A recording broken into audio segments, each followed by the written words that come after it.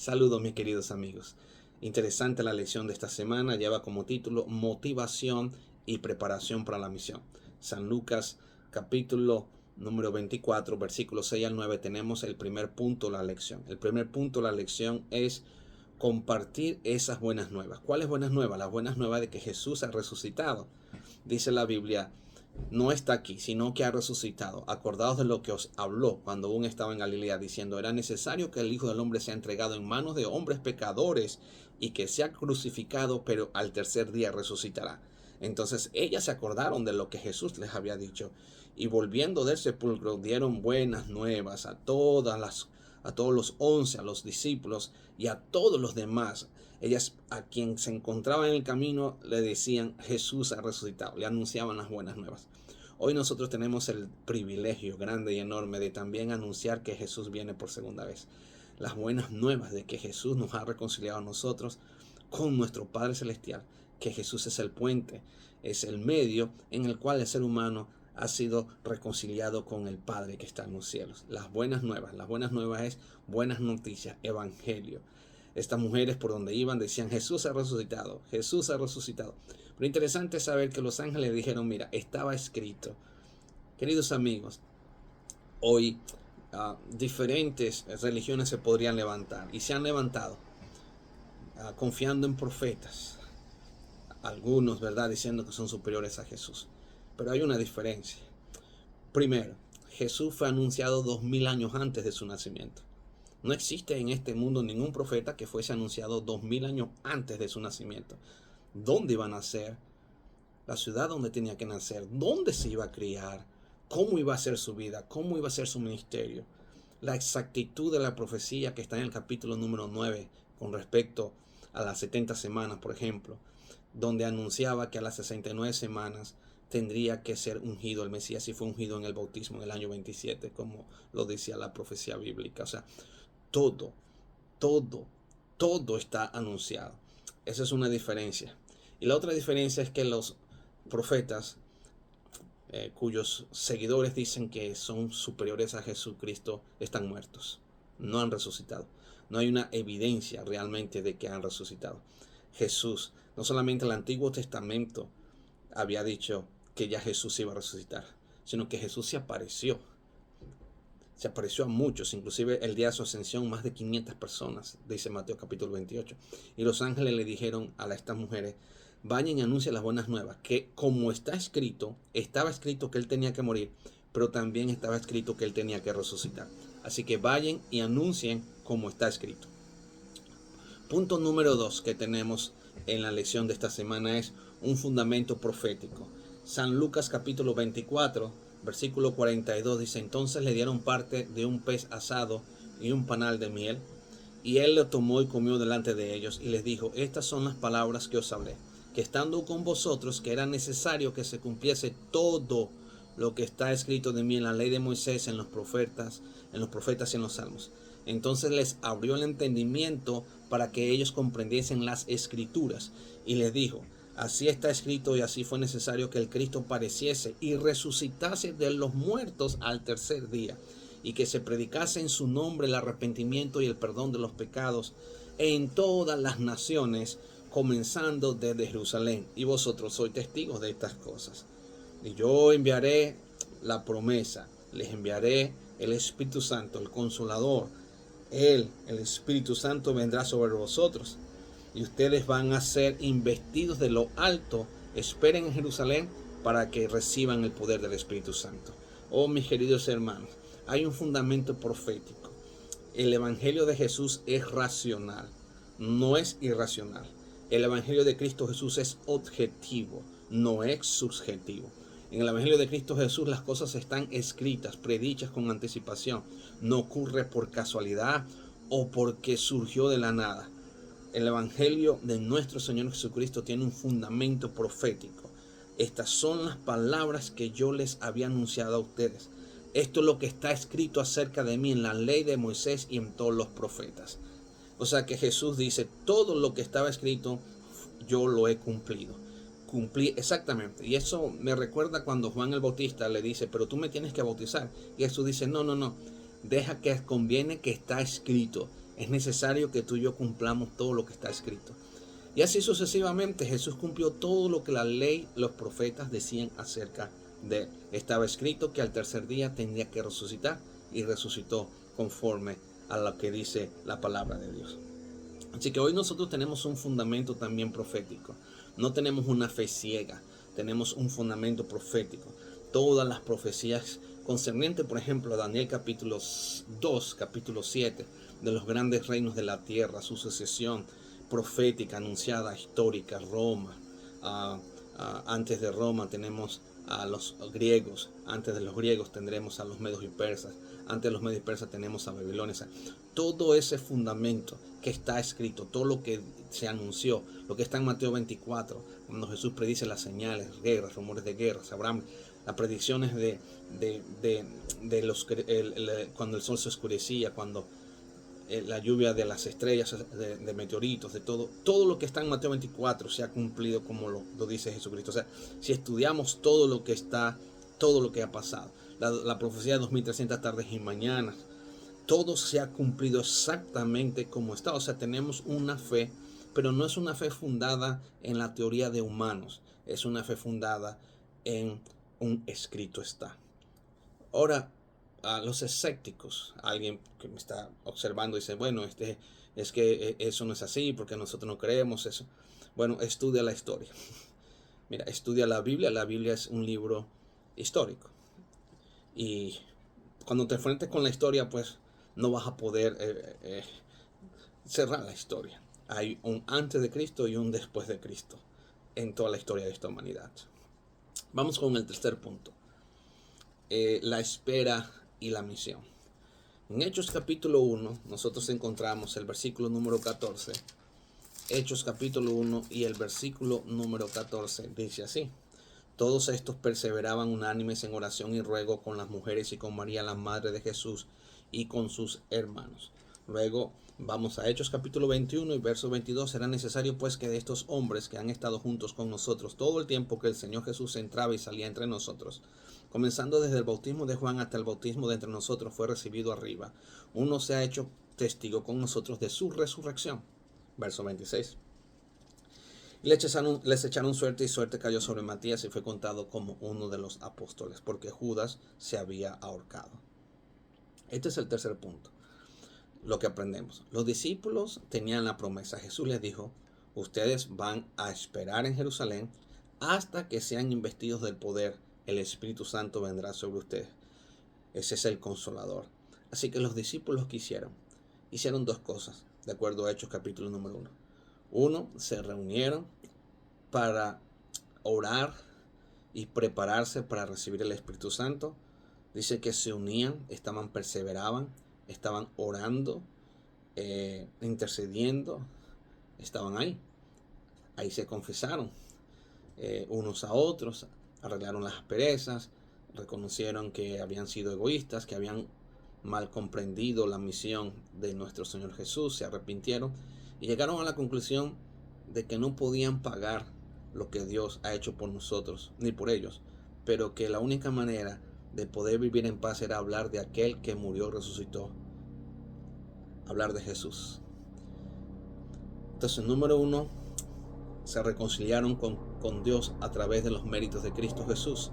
Se reconciliaron ellos a través de los méritos de Cristo Jesús. Y número 2, dice la palabra de Dios que ellos se prepararon para recibir el Espíritu Santo. ¿Cómo se prepararon? Bueno, dice que ellos nombraron al sucesor de Judas, el discípulo que se había ahorcado. De esta manera nosotros podemos comprender dos cosas. Los discípulos no solamente estaban orando, sino que los discípulos estaban actuando. La oración y la acción tienen que estar combinadas. Tenemos que orar, pero tenemos que accionar. Tenemos que orar, pero tenemos que generar planes. Tenemos que orar, pero tenemos que generar estrategias. Tenemos que orar, pero tenemos que hacer planificación estratégica. Tenemos que orar, hacer planificación estratégica, avanzar e ir a la acción. O sea, mientras nosotros oramos y planificamos, tenemos que estar en la acción, en la predicación del Evangelio. El punto número 4 de la lección es: ustedes lo crucificaron. En Hechos capítulo número 2 Vamos a leer el versículo número 4. Dice así la palabra de Dios. Y fueron todos llenos del Espíritu Santo y comenzaron a hablar en otras lenguas según el Espíritu les daba que hablasen. Ok, entonces recibieron el Espíritu Santo. Y luego leemos el versículo 22 y 23. Varones israelitas, oí estas palabras: Jesús Nazareno, varón aprobado por Dios entre vosotros con las maravillas que ha hecho, prodigios y señales que Dios hizo entre vosotros por medio de nuestro Señor Jesucristo, como vosotros lo habéis visto. Al Señor Jesucristo, entregado por el determinado consejo y anticipado conocimiento de Dios, vosotros prendisteis y matasteis por manos de inicuos crucificándole. O sea, lo entregamos a los romanos. Luego el verso 32 nos dice: a este Jesús Dios el Padre lo ha resucitado, de cual todos nosotros somos testigos. Así que, exaltado por la diestra de Dios y habiendo recibido del Padre la promesa del Espíritu Santo, ha derramado esto que vosotros veis ahora. Porque David no subió a los cielos, pero él mismo dice: dijo el Señor a mi Señor, siéntate a mi diestra hasta que ponga a tus enemigos por estrado de tus pies. Sepa pues ciertamente toda la casa de Israel, que a este Jesús a quien vosotros crucificasteis, Dios le ha hecho Señor y Cristo. Y al oír esto se compungieron de corazón y dijeron a Pedro y a los otros apóstoles: varones, hermanos, ¿qué haremos? Pedro les dijo: arrepentíos y bautícese cada uno de vosotros en el nombre de Jesucristo para el perdón de los pecados, y recibiréis el don del Espíritu Santo, porque para vosotros es la promesa, y para vuestros hijos, y para todos los que están lejos, para cuantos el Señor nuestro Dios llame. Y con estas y muchas palabras testificaban y les exhortaban, diciendo: sed salvos de esta perversa generación. Así que recibieron su palabra y fueron bautizados, y se añadieron aquel día como 3,000 personas, y perseveraban en la doctrina con los apóstoles, en la comunión del pan y en el partimiento del pan y en las oraciones. Así que note lo que dice la palabra de Dios. Es un punto bastante difícil. Cuando Pedro les dice: ustedes han crucificado a Cristo, lo entregaron en manos de los inicuos, refiriéndose al imperio romano, lo entregaron a los soldados de Roma, o sea, lo entregamos al ejército al ejército extranjero, y preferimos a Barrabás, y crucificamos al Hijo de Dios. Entonces la gente se arrepintió y le dijeron: ¿qué vamos a hacer? ¿Hay alguna solución? Y Pedro le dice: afortunadamente la solución, lo que yo les hablo, son de las buenas nuevas. Las buenas nuevas es que si ustedes se arrepienten y se bautizan, serán perdonados todos vuestros pecados, pero también van a recibir el don del Espíritu Santo como nosotros. Porque esta promesa, la del perdón de los pecados y la recepción del Espíritu Santo que viene junto con el bautismo, es no solamente para nosotros, es para ustedes, para sus hijos y para todos aquellos que el Señor Dios está llamando. Qué maravillosa promesa tenemos nosotros aquí en la Biblia. Hemos crucificado al Señor por nuestros pecados. Como lo dice Isaías 53, el castigo de nuestra paz fue sobre él, y por su llaga hemos sido curados. Pero ¿qué podemos hacer? Podemos cambiar la manera de pensar, podemos experimentar una conversión, podemos bautizarnos y recibiremos el perdón de los pecados, y también vamos a recibir el don del Espíritu Santo. Qué maravillosa promesa. Los discípulos entonces, hermanos, testificaron con poder. Las lenguas semejantes a lenguas de fuego era una evidencia de el poder que ellos tenían. No era humano, sino que era el bautismo también del Espíritu Santo.